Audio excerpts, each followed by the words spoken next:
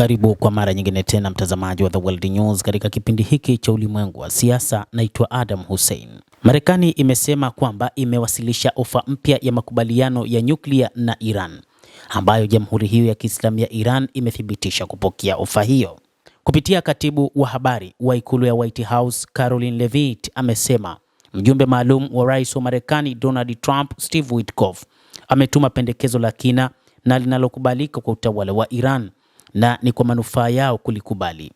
Rais wa Marekani Donald Trump amesema kwamba katika mpango huo ni kwamba Iran haiwezi kamwe kupata bomu la nyuklia. Leavitt alisema katika taarifa yake siku ya Jumamosi, akithibitisha kwamba pendekezo la Marekani limewasilishwa kwa Iran. Hata hivyo, alikataa kutoa maelezo zaidi.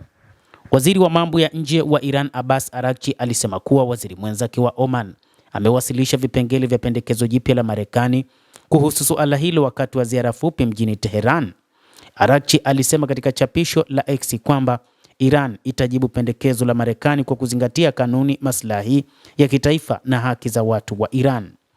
Hata hivyo, juu ya pendekezo la rais wa Marekani Donald Trump la kusema kwamba Iran isipate kombora hata moja la nyuklia, Iran imesema kwamba haina mpango wa kuwa na makombora ya nyuklia na kwamba kwa muda mrefu wao wamekuwa na hofu, lakini Iran wala haikuwa na kombora hata moja la nyuklia, isipokuwa tu ni mpango wao wa kutaka kuharibu vinu vyao vya nyuklia. Ndio jambo pekee ambalo hawawezi kukubaliana hata mara moja, na ndio jambo ambalo Iran kupitia viongozi wao wamesema hilo halitowezekana. Hata hivyo, kumekuwa na mazungumzo ya mara kwa mara katika kutatua suala hilo, ambapo kwa mujibu wa viongozi kutoka nchini Israel, hasa Waziri Mkuu Benjamin Netanyahu, yeye alikuwa na mpango wa kushambulia vinu vya nyuklia vya Iran, lakini kutokana na taarifa ambazo zimetoka wakati huu kutoka kwa rais wa Marekani Bwana Donald Trump ni kwamba wakati huu wanawaacha kwanza, lakini moja kati ya mambo muhimu ni kwamba isijihusishe kabisa Iran kutengeneza kombora lolote la nyuklia.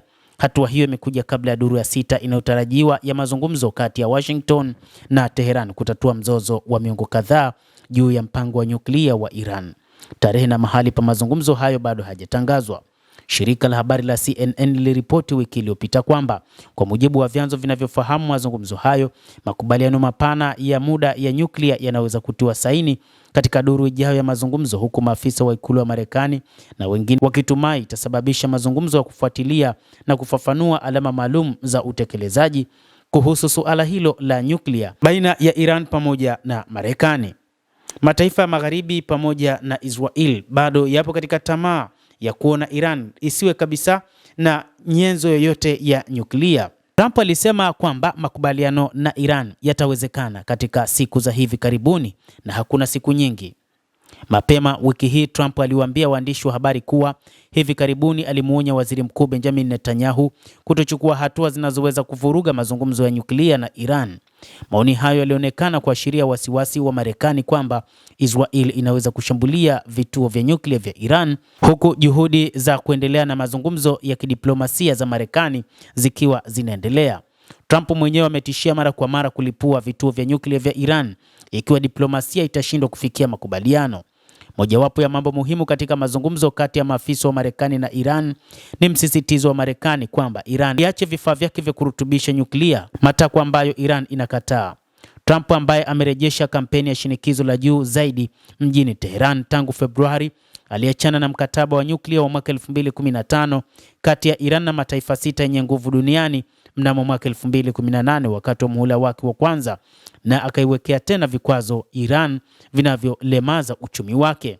Lakini wakati huu ambapo alimwandikia barua Ayatollah Al-Khamenei kwa ajili ya kufanya mazungumzo, wakati huu mazungumzo hayo yanaendelea.